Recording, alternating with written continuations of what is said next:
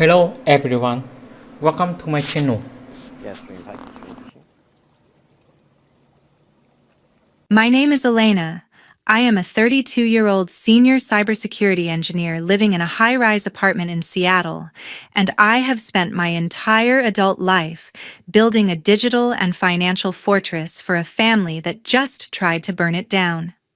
My expertise lies in protecting multi-billion-dollar assets from invisible threats, yet I never saw the knife coming from my own mother's hand until the screen of my phone lit up during a critical board meeting. The message from Martha, my mother, was a jagged shard of glass. "We are ashamed to have you. You are a destructive rat. Don't come back to this house." My older brother Julian, who has lived off my success for a decade, immediately began spamming heart reactions to her text, signaling his victory and poisoning her mind. I didn't scream or cry.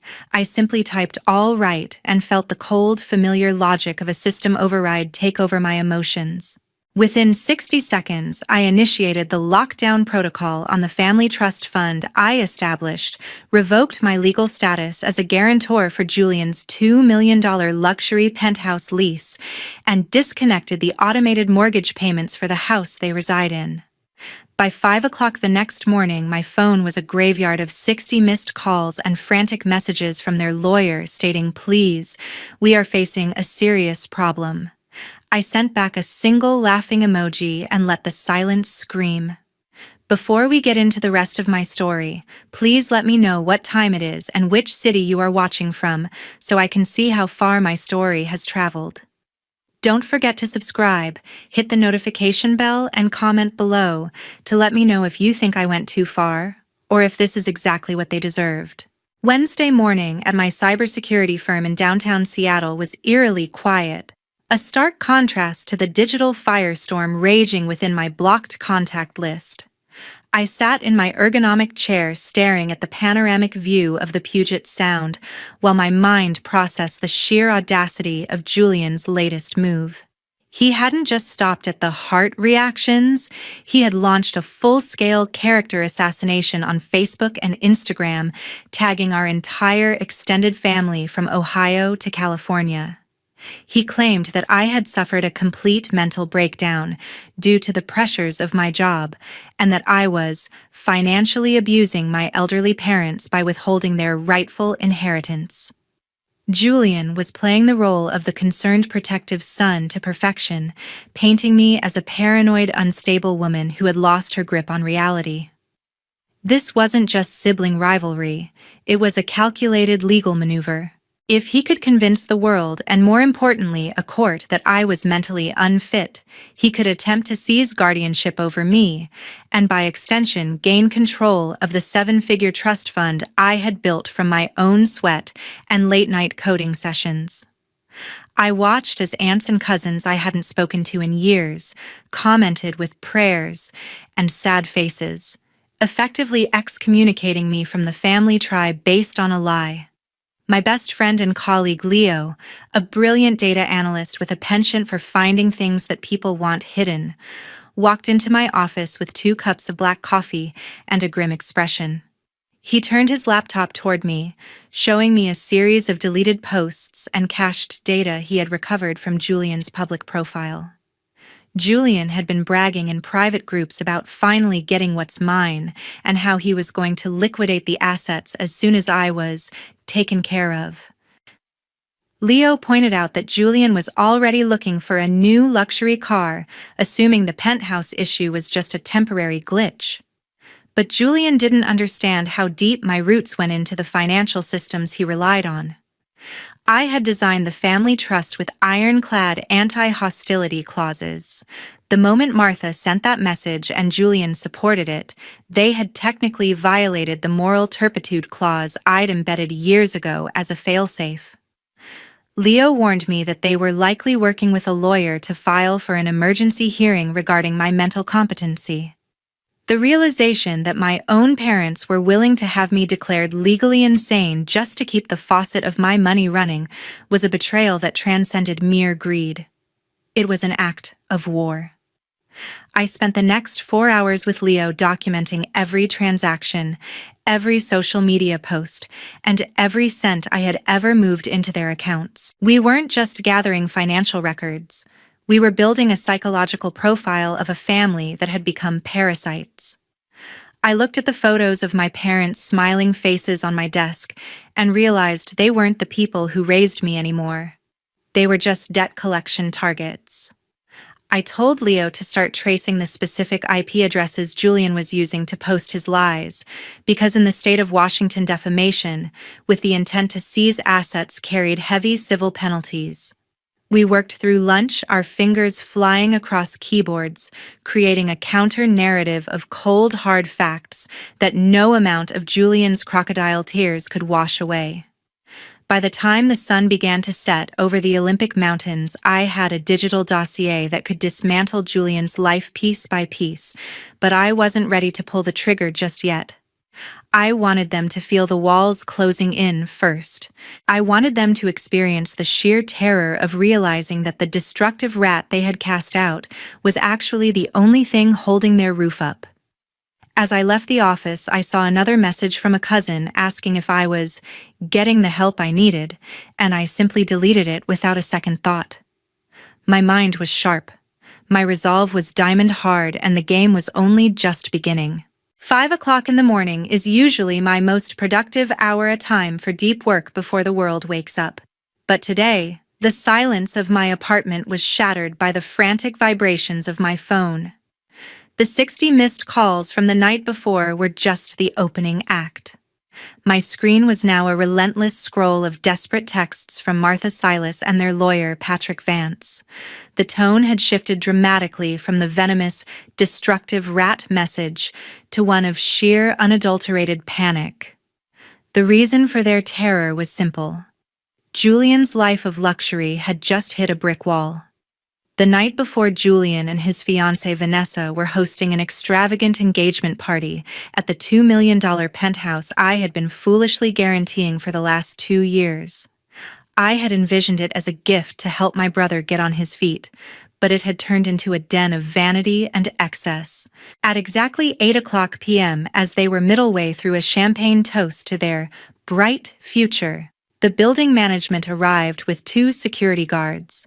Because I had revoked my guarantee, and the security deposit had been liquidated to cover the immediate breach of contract, Julian was no longer a legal resident. The lease was terminated effective immediately.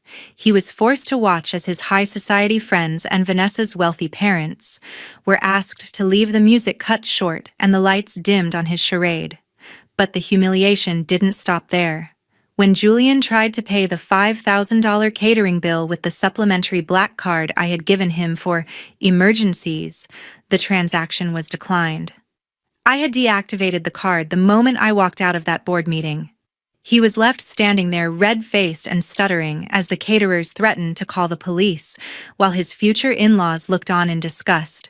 Vanessa, a woman who valued a man's net worth above his character, was reportedly seen screaming at him in the lobby, demanding to know why his limitless fund was suddenly empty. By the time 5 a.m. rolled around, the reality had set in for my parents as well. They realized that without my guarantee, Julian was homeless, and without the trust fund access I had blocked, they had no way to bail him out. One of the messages from Patrick Vance read, "Elena, we are facing a serious problem. Your parents' mortgage payment bounced this morning, and Julian is being threatened with legal action by the catering company. We need to sit down and discuss your fiduciary responsibilities immediately." I sat on the edge of my bed, the blue light of the phone reflecting in my eyes, and felt a surge of grim satisfaction. I didn't owe them a fiduciary duty to be their personal ATM while they slandered my name. I opened the message thread and sent a single laughing emoji followed by 4 words. "Sleep well, Patrick. Goodbye." I knew this would drive them to the brink. In the United States, your credit score and your housing status are your lifeblood, and I had just cut the jugular of Julian's social standing. I imagined Silas, my father, pacing the floor of the family home in Ohio, a house that I technically owned through a holding company, realizing that his favored son was now a liability.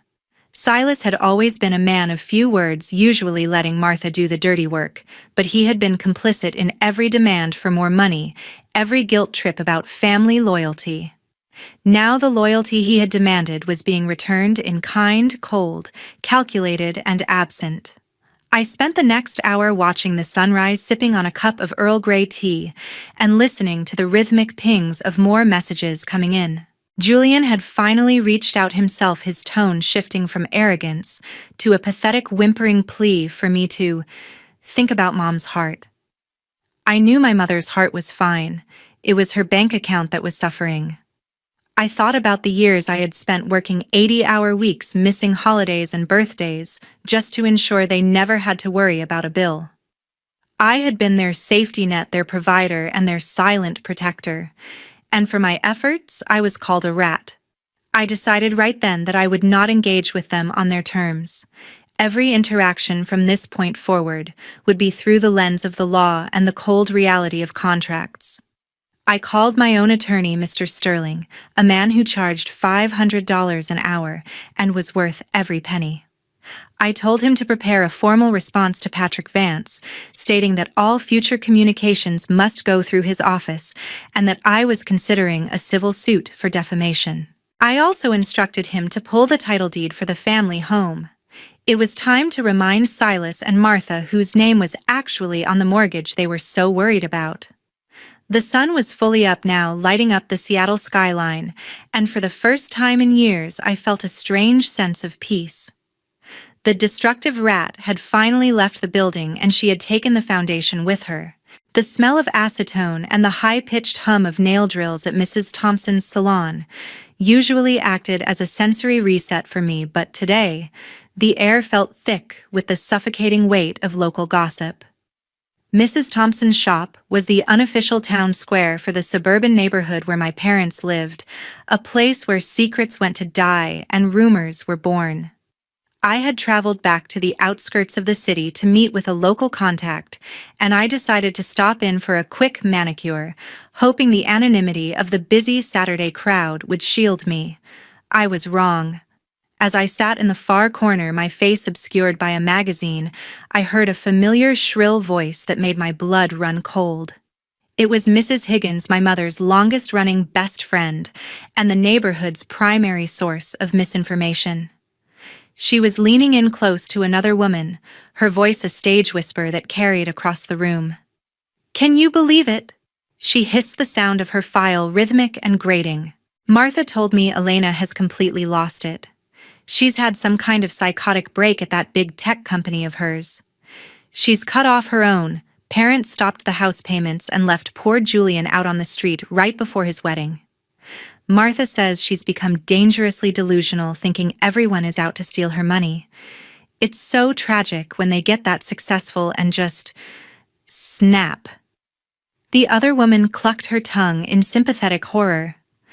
"I heard she's being investigated for financial fraud too," she added, piling on a lie she had likely heard from Julian's social media rants.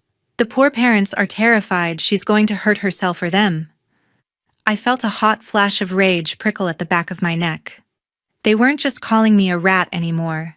They were painting me as a violent, unstable criminal to anyone who would listen. This was the Julian effect. He knew that in a close-knit community, a well-placed lie about mental health was more damaging than a lawsuit. My phone buzzed in my lap, pulling me away from the toxic chatter. It was an email from Patrick Vance, the lawyer Silas and Martha had hired. Attached was a formal notice of intent to sue for elder abuse and intentional infliction of emotional distress. The letter was a masterpiece of legal gaslighting. It claimed that by withdrawing my financial support, I was knowingly causing physical and psychological harm to my aging parents, who had become wholly dependent on my income with my full encouragement. It was an attempt to use the very generosity I had shown them as a weapon to force me back into servitude. Vance demanded that I immediately restore all trust fund access pay Julian's outstanding debts to the catering company and sign over a fair portion of my liquid assets to a neutral third-party conservator, which I knew would be Julian. I stared at the screen, my hands trembling slightly, not out of fear, but out of the sheer crystalline clarity of the situation. They weren't grieving a lost relationship. They were negotiating a ransom. They truly believed that if they made my life miserable enough, if they embarrassed me enough at the nail salon and threatened me enough with legal papers, I would eventually fold and say, "I'm sorry, here's another $100,000. But they had forgotten who I was. I wasn't just a daughter with a deep pocket. I was a cybersecurity engineer who dealt with ransomware attacks for a living. And you never, ever pay the ransom." I looked up and caught Mrs. Higgins's eye in the mirror. She froze her mouth slightly open as she realized I had been sitting there the whole time. The salon went quiet, the only sound being the fan blowing the scent of polish around. I didn't say a word. I just gave her a slow, chillingly calm smile, the kind of smile that tells a person they have just made a very expensive mistake. I stood up, left a $20 bill on the table for the unfinished manicure, and walked out into the cool afternoon air. As I got into my car, I called Leo. "Leo, I need you to go deeper." I said, my voice as steady as a surgeon's. "I need every communication between Julian and that lawyer. I need every bank statement Martha and Silas have touched in the last 6 months. And I need you to look at the mortgage application for their house, the one from 3 years ago, when we refinanced." Leo paused, sensing the shift in my tone. "What are you looking for, Elena?" I looked at the legal ultimatum on my phone one last time before deleting it. "I'm looking for the moment they stopped being my family and started being criminals," I replied. "Because I have a feeling that $250,000 equity loan they took out wasn't just a mistake. I think they forged my name." The drive back to Seattle was long, but for the first time, the path ahead was perfectly clear. They wanted a legal battle. I would give them a war that would leave their reputations in ashes and their bank accounts at zero. In the United States, you can say whatever you want at a nail salon, but when you put your hand on a legal document and lie, the world becomes a very small, very cold place. The fluorescent lights of the small private office Leo kept for his sensitive data work felt clinical and unforgiving. Leo sat hunched over 3 different monitors, his face illuminated by a sea of spreadsheets and scanned legal documents. I stood behind him, clutching a cold cup of coffee, my eyes burning from hours of staring at fine print.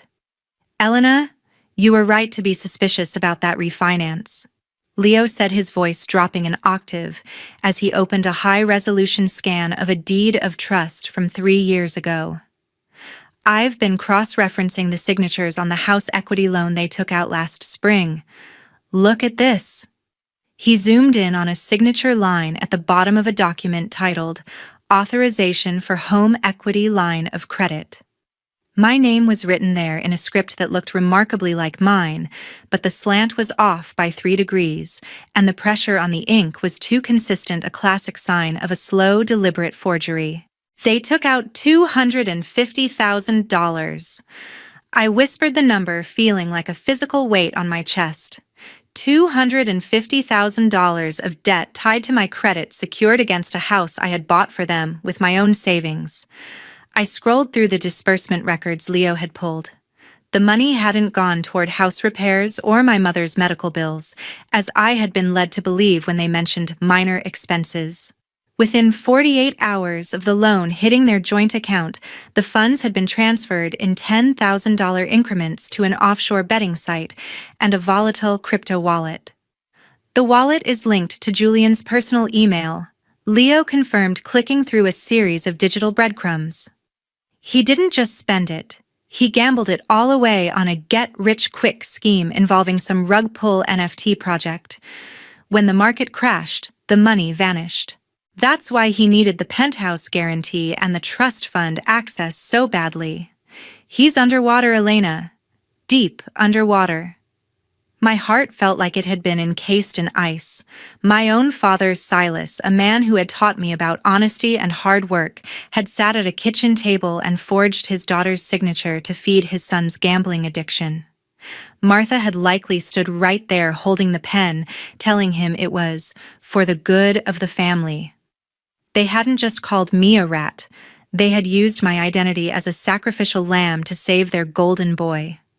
In the eyes of the law in Washington state, this was a Class B felony forgery and identity theft in the first degree. This wasn't just a family dispute anymore. This was a criminal conspiracy. There's more? Leo said, his fingers dancing across the keys. I tracked the IP address for the psychotic break posts Julian made. He wasn't just posting from home. He was using a VPN to make it look like the posts were coming from your apartment building's public Wi-Fi. He was trying to create a digital trail that would support a 5150 psychiatric hold. He wanted the police to think you were sending those messages to yourself while having a manic episode. The level of calculation was staggering. They had planned to have me committed to a mental institution so they could legally take control of my estate and cover up the $250,000 hole they had dug. The destructive rat message wasn't just an insult. It was part of a psychological warfare campaign designed to make me lash out so they could point and say, "See, she's unstable." I leaned against the desk, feeling a strange mix of profound grief and absolute unshakable power. I had the smoking gun. Every lie they had told at the nail salon, every threat Patrick Vance had sent, and every heart reaction Julian had posted was now a nail in their collective coffin. "Leo, I need you to bundle this," I said, my voice cold and surgical. "Every forged document, every IP log, and the transaction history of that crypto wallet. I want a forensic audit that a 10-year-old could understand." Leo looked up at me, his eyes filled with concern. "Elena, once we take this to the bank and the authorities, there's no going back. Silas and Julian could face actual prison time. Martha could be charged as an accessory. Are you sure?"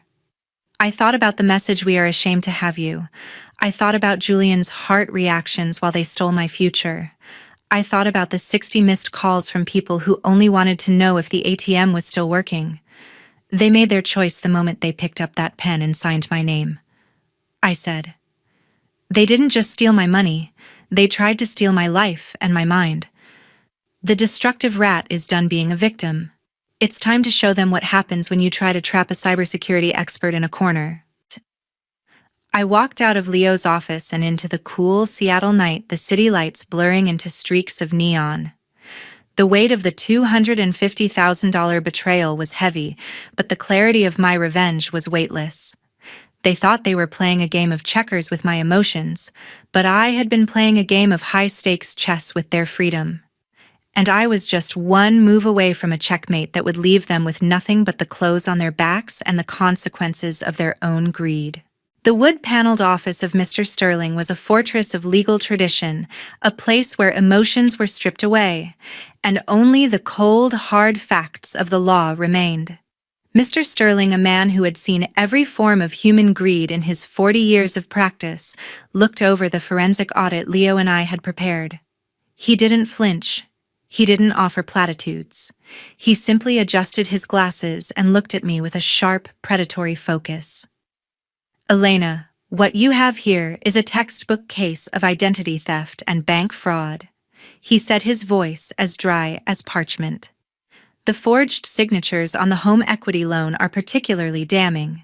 Since you are the primary title holder of your parents' residence, and they used your credit to secure an illegal loan, you have every right to not only report this as fraud, but to terminate their residency immediately." I sat across from him, my hands folded in my lap, feeling a sense of grim finality. "I want to do it all, Mr. Sterling," I replied. "I want the fraud reported to the bank's internal investigations unit. I want a police report filed for the identity theft, and most importantly, I want a formal 30-day eviction notice served to my parents." Mr. Sterling nodded slowly. "The notice to quit," or eviction notice will be served by a private process server tomorrow morning, he explained. In the United States, being a family member does not grant a legal right to occupy a property against the owner's will, especially when that property was used as a vehicle for criminal activity. We will also be filing a notice of lis pendens on any other assets they might try to liquidate. We are essentially going to put their entire financial lives into a deep freeze. The plan was a total scorched earth policy. By reporting the fraud, the bank would immediately freeze the home equity line of credit and likely initiate their own legal action against Silas for the forged documents. The eviction notice was the final blow, the one that would strip away their physical shelter and the last shred of their dignity.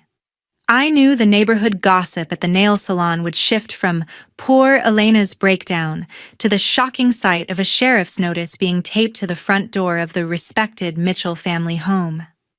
I spent the rest of the afternoon signing a mountain of paperwork. With each signature, I felt a cord being cut, the cord of obligation, the cord of guilt, and the cord of a love that had proven to be one-sided. As I left the office, Mr. Sterling handed me a copy of the eviction notice.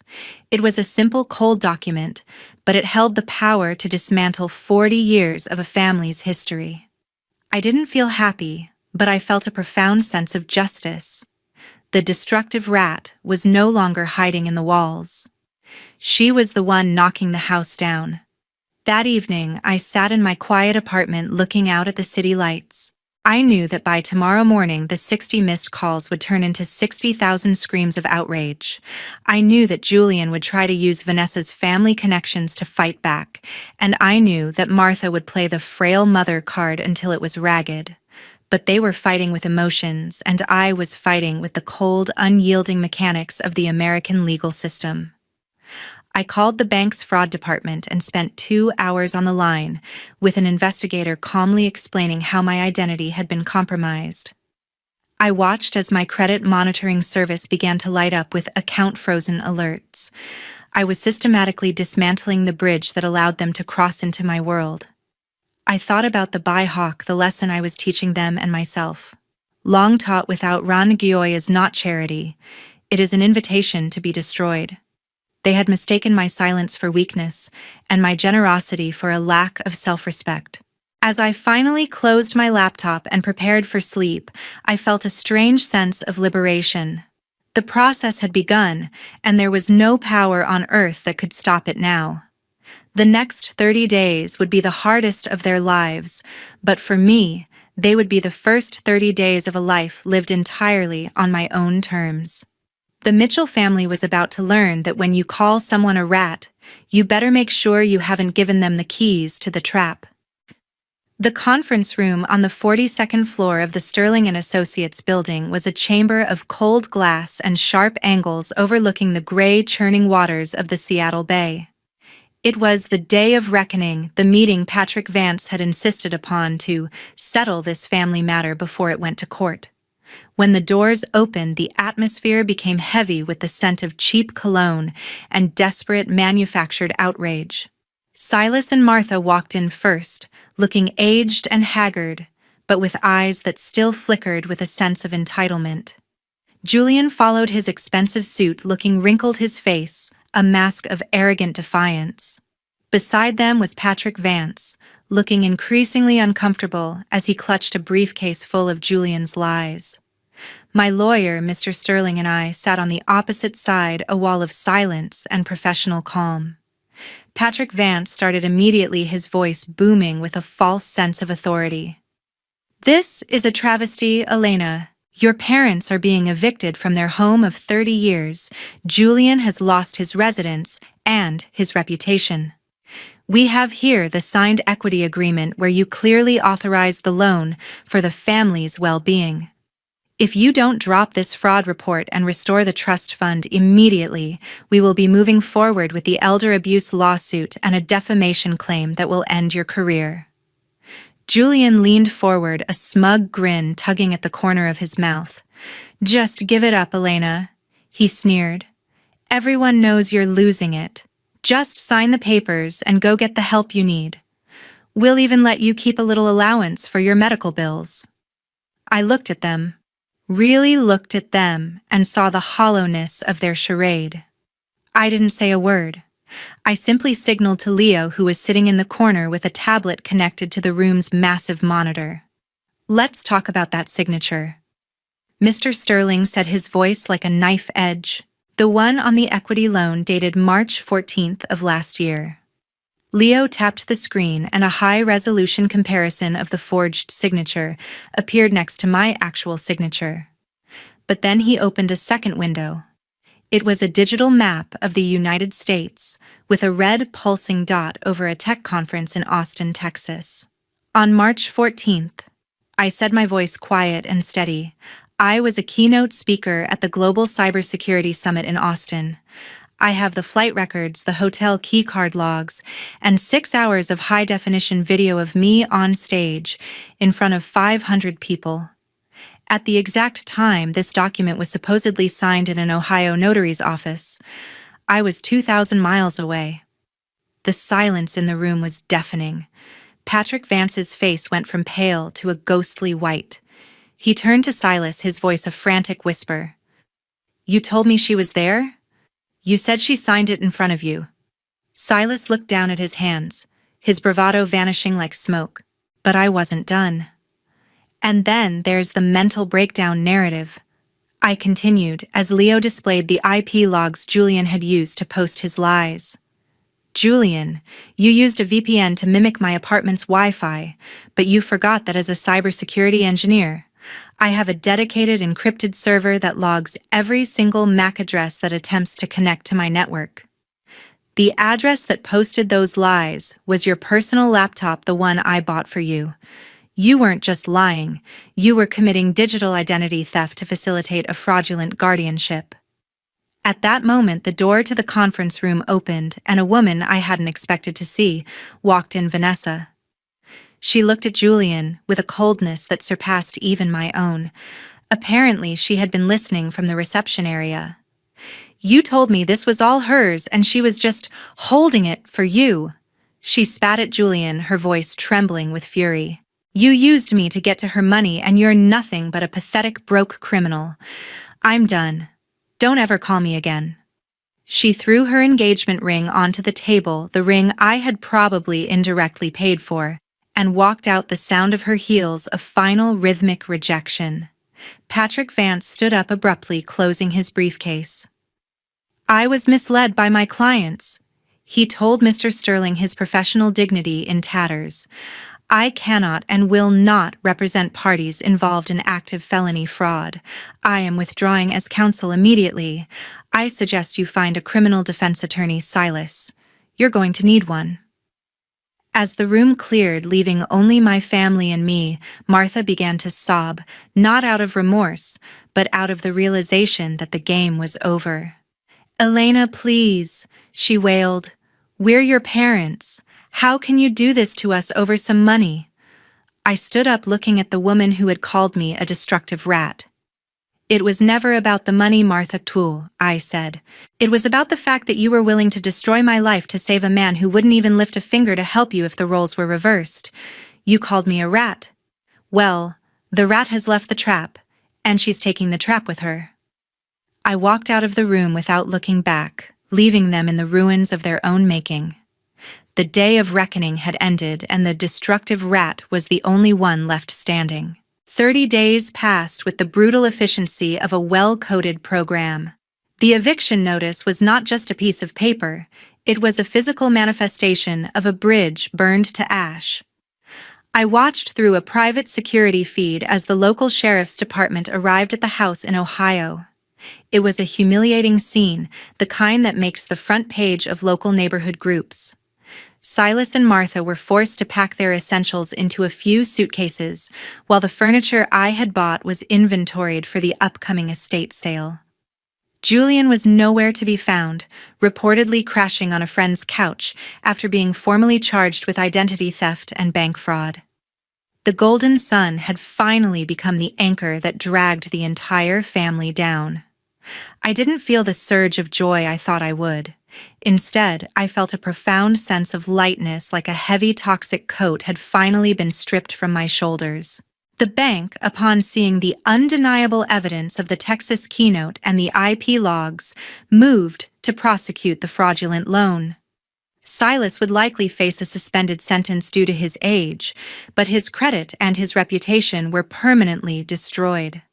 Martha's social circle at the nail salon had evaporated, replaced by hushed whispers from people who now saw her as a cautionary tale of greed and favoritism. I sold the house 3 weeks later to a young family who saw it as a place of new beginnings, not a monument to betrayal. I took the proceeds along with the remains of the trust fund and donated a significant portion to a charity that helps victims of elder financial abuse. Ironic, I know, but it was my way of cleansing the money of its history. I then did something I should have done years ago. I changed my phone number, deleted my social media accounts, and accepted a high-level executive position in a tech hub on the East Coast. My name is still Elena, but I am no longer the provider, the ATM, or the rat. I am simply a woman who knows her worth.